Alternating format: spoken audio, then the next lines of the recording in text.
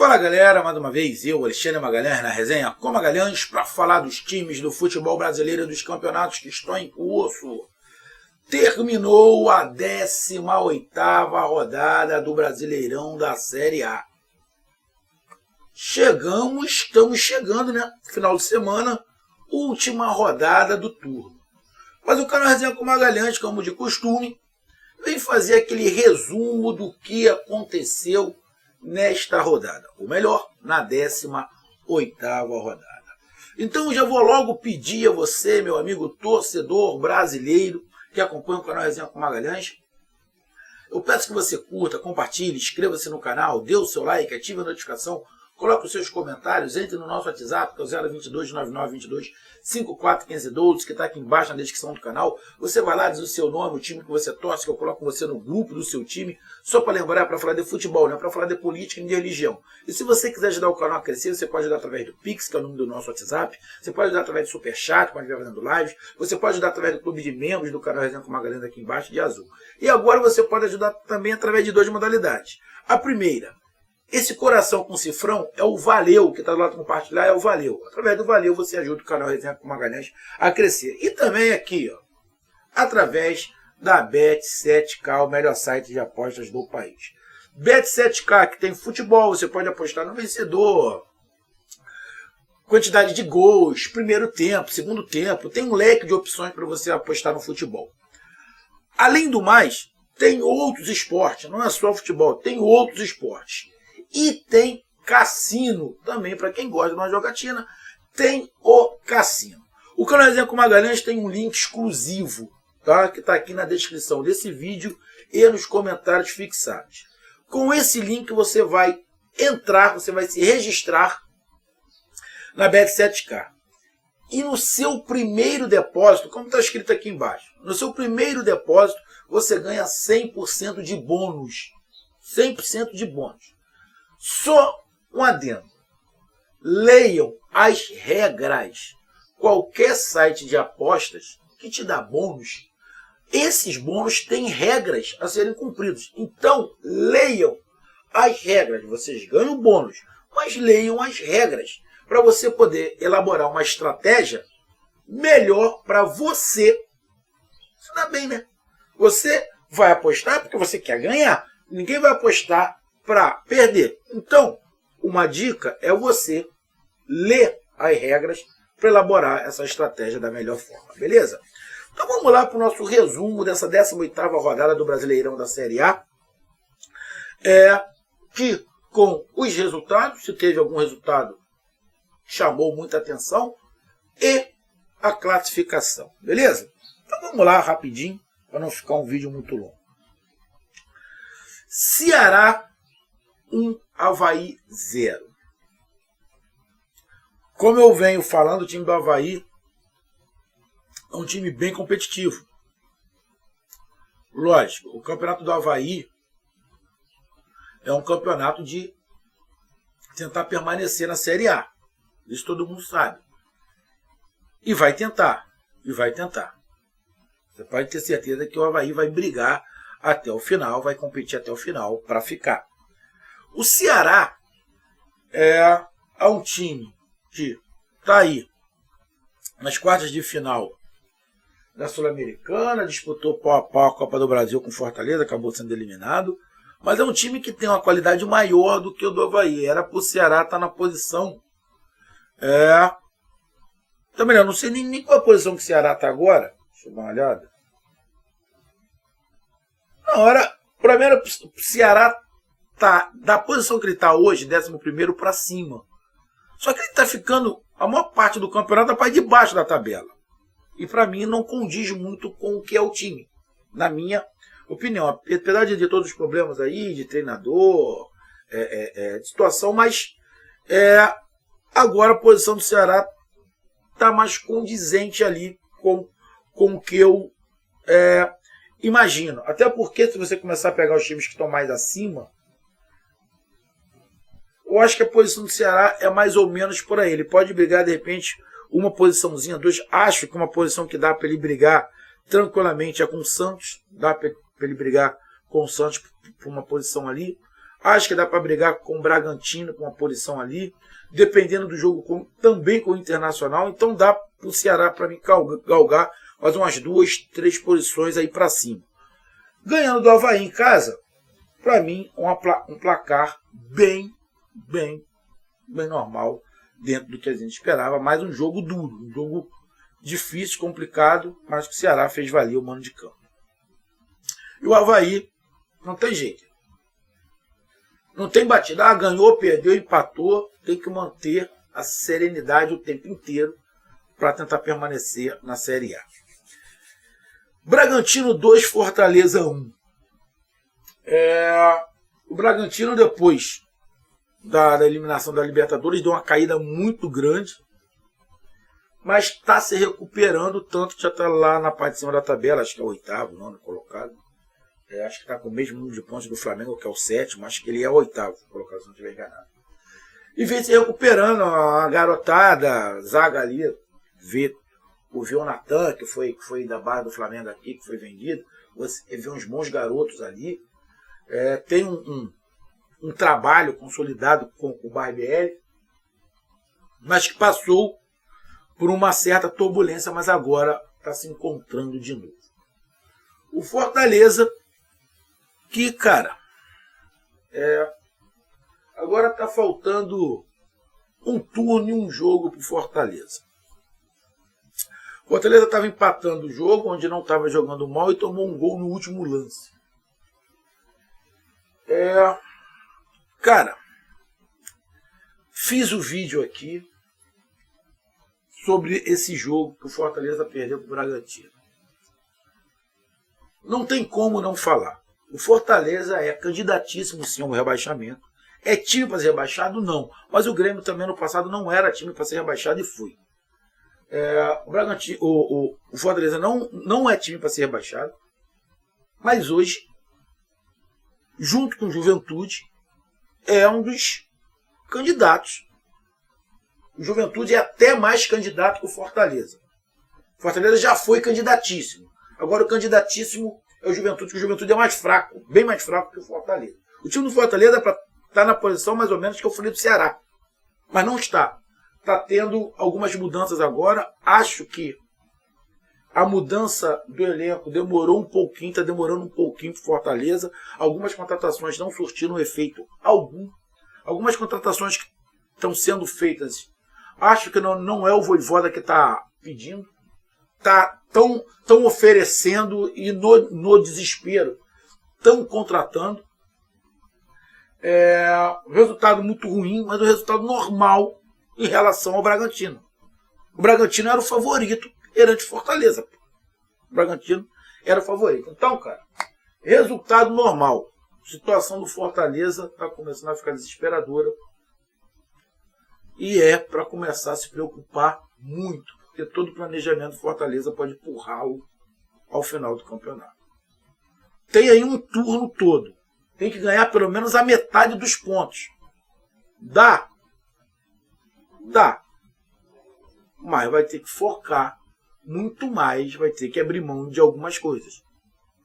Principalmente a Copa do Brasil. Semana que vem, se eu não estiver enganado, já tem Copa do Brasil. Vai poupar no Campeonato Brasileiro? Não tem, na minha opinião, não tem lógica poupar no Campeonato Brasileiro. A lógica é poupar na Copa do Brasil. Mas vamos ver o que acontece. Mas resultado, Bragantino e Fortaleza dentro do esperado. Goiás 2, Fluminense 3. Um jogo difícil, apertado. O Goiás conseguiu virar o jogo para 2-1 e depois tomou a virada. Para mim, hoje, disparado, o destaque do Campeonato Brasileiro é o Fluminense. Para mim, o destaque do Campeonato Brasileiro, já digo de cara, para mim o destaque do Campeonato Brasileiro no primeiro turno é o Fluminense. Fluminense com o Diniz está fazendo um futebol muito consistente e muitas das vezes o futebol mais bonito do Campeonato Brasileiro. Tá? O Fluminense hoje não deve nada para nenhum time do Campeonato Brasileiro. Montou o elenco para a Libertadores, não conseguiu. Não conseguiu nem Sul-Americana passar na Sul-Americana. Então, nesse caso, é muita decepção. Tá? Tem aí a Copa do Brasil e tem o Campeonato Brasileiro. Tem tudo para ir longe, muito longe na Copa do Brasil e no Campeonato Brasileiro. Então o destaque para mim desse Campeonato Brasileiro, o principal destaque é o Fluminense. E a vitória do Fluminense fora de casa perante o Goiás, diante de tudo que eu falei, é uma vitória bem dentro do que se imaginava. Mas um jogo difícil. Um jogo bem complicado para o Fluminense, mas que conseguiu virar. Atlético Paranaense 4, Atlético Goianiense 1. Cara, é difícil, cara. Cara, de vez em quando entender a cabeça do torcedor é difícil. Principalmente quando o cara vê o vídeo e não entende o que você está falando.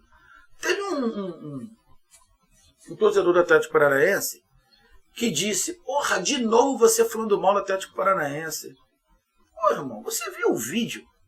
Eu falei mal do Atlético Paranaense? Mas tu tá de sacanagem, irmão. Então quer dizer que quando eu digo, só foi isso, que quando eu digo que o jogo foi fácil para o Atlético Paranaense, que a diferença técnica do Atlético Paranaense para o Atlético Goianiense é muito grande, eu estou desmerecendo a vitória do Atlético Paranaense? Ah, você quer que eu minta? Você quer que eu diga que o Atlético Goianiense é um timaço que está brigando por título e o Atlético Paranaense goleou o Atlético Goianiense que está brigando pelo título? É isso que você quer que eu minta para você? Pô, irmão, então você não precisa mais ver o meu canal nunca mais. Tem uma porrada de canal mentiroso aí que você vê. Porra, pelo amor de Deus. O Atlético Paranaense é muito melhor que o Atlético Goianiense. É só você olhar na tabela, só ver aonde o Atlético Paranaense está. Apesar do Atlético Goianiense também está em 3 competições. O Atlético Goianiense está na Copa do Brasil, está na Sul-Americana e está no Campeonato Brasileiro. Mas no Campeonato Brasileiro, o Atlético Goianiense está mal. E você vê, peça por peça do Atlético Paranaense e do Atlético Goianiense, tem uma diferença, porra. Aí acha que isso é menosprezar o futebol do Atlético Paranaense? Então, amigos, faz o seguinte: não vê mais o meu canal. Faz esse favor para mim e para você. Pelo amor de Deus. O jogo foi tranquilo. Foi tranquilo porque o Atlético Paranaense fez se tornar tranquilo. Pelo menos uma parte. Fez 3-0 com muita facilidade, jogando bem, impondo um ritmo muito forte. Só que no segundo tempo deu uma caída. Ao estilo Filipão, faz gol, joga atrás, joga no contra-ataque, com menos posse de bola. Aí veio aqui Magalhães, mas o time tal ganhou o campeonato assim. O Real Madrid ganhou a Champions jogando atrás. Fulano ganhou assim, jogando atrás. Irmão, cada um é de uma maneira. O elenco do Real Madrid é de um jeito, o elenco do Palmeiras, que foi campeão assim, é de um jeito. Cada elenco tem uma característica. O Filipão tem a sua característica. O futebol brasileiro, assim, tem a sua característica. Vê se esse Palmeiras, que foi campeão jogando atrás, se ele continua jogando atrás o tempo inteiro. Não joga. O Abel teve que mudar. Porque esse esquema tem uma validade. Eu estou falando isso há muito tempo. Há muito tempo. Esse esquema tem uma validade. Eu não gosto de treinador que tem um elenco bom na mão, que pode jogar com a bola, jogar no reativo. Para mim, isso é ser covarde. Isso é a minha opinião. É não ter capacidade de montar esquema para jogar para frente. E na minha opinião, o Atlético Paranaense tem jogadores para jogar para frente, para ficar com a bola, para não precisar ser reativo o tempo inteiro. Pode ser. É uma forma de jogar. Mas não ser a principal forma. Se você não tem jogadores suficientes para isso, aí você coloca o reativo como a principal forma. Não é o caso do Atlético Paranaense. O Atlético Paranaense não precisa a principal forma ser reativo. A principal forma pode ser ficar com a bola, porque tem qualidade para isso. Então, quando eu digo que eu não gosto do Atlético Paranaense jogando no reativo, é porque ele tem qualidade de jogar para frente. Quer que eu desenhe? Pode ser campeão assim? Pode. Lógico que pode. Já foram. Mas vai sofrer mais. Vai Mas gosto é gosto. Gosto é gosto. Eu não gosto. Eu só admito quando o time não tem capacidade. O time não tendo capacidade, aí você joga fechadinho atrás para sair no contra-ataque. Beleza. Agora, o time tendo capacidade, igual o Atlético Paranaense, eu não entendo. Eu não admito. Beleza? É só a minha opinião. Beleza? Mas em momento nenhum eu falei, eu desmereci a vitória do Atlético Paranaense. No segundo tempo, o Atlético Paranaense deu mole, sim. Tomou um gol e poderia ter tomado o segundo. Deu mole, sim. O tanto que a própria TV Furacão estava falando isso. O time dormiu, o time parou. Então reclame com os caras da TV Furacão. Amigo, você que escreveu para mim, você é chato pra caralho. Não precisa ver mais o meu canal. Fale esse favor para mim, para você. Se você quer escutar mentira, irmão, procura outro canal. Então, a vitória do Atlético Paranaense em cima do Atlético Goianiense, bem dentro de uma normalidade de superioridade de um time para o outro. Flamengo 4, Juventude 0, a mesma coisa. O Flamengo pegou o último colocado do campeonato, que não vem jogando bem, e ganhou de 4-0. Dá para mim falar, não, o Flamengo pegou um timaço e ganhou de 4-0. O Flamengo não pegou um timaço, pegou um time limitado. Pegou um time limitado, fez o placar em 15 minutos. Fez 3 gols em 17 minutos. Acabou o jogo, pô. 17 minutos acabou o jogo, 3-0. Aí depois teve um jogador expulso, o Flamengo só controlou ali o jogo, mais ou menos o que o Atlético Paranaense fez. Meteu 2-0 no primeiro tempo, no início do segundo tempo fez mais um, depois controlou, deu uma caída, normal. Por quê? Porque pegaram times em condições bem mais fracas. Simples assim. Então o Flamengo 4-0, outro resultado também dentro do normal, até porque o Flamengo vem subindo aos pouquinhos de produção com o Dorival. Jogão Internacional 3, São Paulo 3. O Internacional é outro time que joga um pouco no reativo, que para mim tem condições de jogar de uma outra maneira, mas o seu treinador, igualmente do Atlético Paranaense, é reativo, e eu não gosto dessa maneira. Eu vou falar, dá para jogar com a bola o Internacional, o Atlético Paranaense, mas por causa dos seus treinadores, não jogam. Isso eu não gosto. Acho covardia tendo um elenco na mão que possa jogar. Beleza? E acabou empatando em casa com o São Paulo, que tem uma postura completamente diferente. O São Paulo joga para dentro, vai para cima. E conseguiu o empate. Então, o empate foi muito melhor para o São Paulo do que para o Internacional. Porque o Internacional estava jogando em casa. Talvez se o Internacional fosse um pouquinho mais ousado, de repente tinha ganho esse jogo. Jogo muito bom, o Internacional fez 1-0, São Paulo empatou, depois o Internacional fez 2, São Paulo empatou, o Internacional fez 3, São Paulo empatou, ou seja, um jogo de vai e vem, porque faz um gol, recua, faz um gol, recua, faz um gol, recua.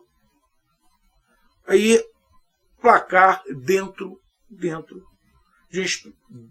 da normalidade pelos dois times e com características diferentes.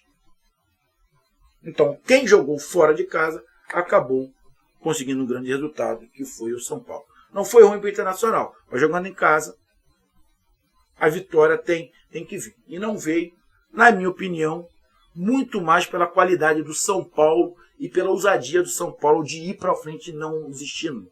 Então, um placar muito justo, Internacional e São Paulo 3-3. Santos 2, Botafogo 0. Santos, no momento ruim aí, de instabilidade, do treinador Lisca, que estava no Sport, lá na Série B, indo para o Santos, pegando o Botafogo SAF. Alô, vocês que querem que seu clube vire SAF, Botafogo é SAF. Só perde. Mas o Decas tem mais dinheiro que o Barcelona. O Botafogo pode se tornar uma potência? Pode, mas não vai ser um passe de mágicas. Então, Santos 2, Botafogo 0. Dentro da expectativa, pelo momento que o Botafogo vive, pelo momento que o Santos vive, poderia dar qualquer resultado. E acabou dando Santos em casa 2-0, então um placar bem normal na minha ótica. Corinthians 3, Curitiba 1. Outro jogo de superioridade. Corinthians mais time que o Curitiba. Corinthians lá no topo da tabela. O Curitiba brigando para não cair. Quem é o favorito? Corinthians, jogando em casa. É o Corinthians. Quem é que tem mais time? Corinthians.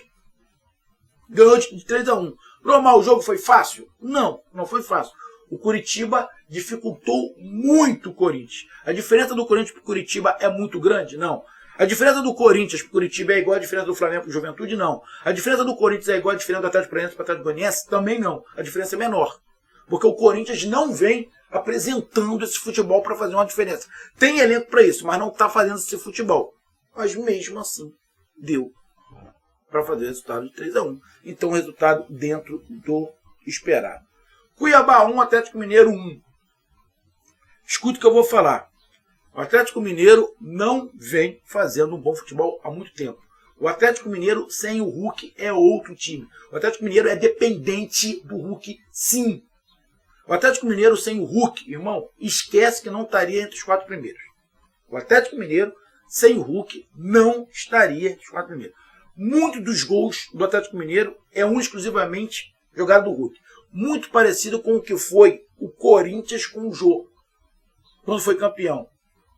30%, 40% dos gols foram jogados individuais do Jô. Do Jô. Tiraram. E do Jô, né? Ah, moleque. Do jiu-jitsu, do Jô. Ah, moleque. Mas é isso. Não vem bem o Atlético Mineiro. Empatou Cuiabá e Atlético Mineiro 1-1, os 2 gols no final do segundo tempo. Mas vou te dizer uma coisinha. O Cuiabá saiu com gosto de derrota. Sério. Apesar do Atlético Mineiro ter feito o gol primeiro e depois do Cuiabá empatado, o Cuiabá foi melhor do que o Atlético Mineiro. O Atlético Mineiro tem que dar graças a Deus que empatou o jogo. Essa é a verdade. O torcedor do Atlético pode não gostar? Pô, irmão. Quer escutar um canal que minta? Tem um monte aí. Mas essa é a verdade. O Atlético Mineiro é dependente do Hulk. Teve lá alguns jogadores lá que entraram, o Allan Kardec, que foi ele que fez o gol, teve o Pedrinho, teve um outro lá. Mas, irmão, nenhum fez grandes coisas lá. Lógico, estão chegando agora. Mas o empate de 1-1 foi justo. Justo. O Atlético Mineiro era o favorito? Era, mas não fez prevalecer. Diferentemente do Atlético Paranaense, que fez prevalecer o melhor time, o Flamengo, o próprio Corinthians, o Fluminense. Então, irmão, o Atlético Mineiro era favorito, mas não fez prevalecer esse favoritismo. E mais, o Atlético Mineiro ter empatado foi um lucro, porque o jogo Cuiabá, na minha opinião, teve grandes chances de poderia ter ganho esse jogo sim. Tá? Então, é um placar que me chamou a atenção, esse empate Cuiabá e Atlético Mineiro. Pelo empate, mas pelo futebol que o Atlético Mineiro vem apresentando, não me chamou a atenção não. E o último jogo, América Mineiro 0, Palmeiras 1. Golaço do Scarpa.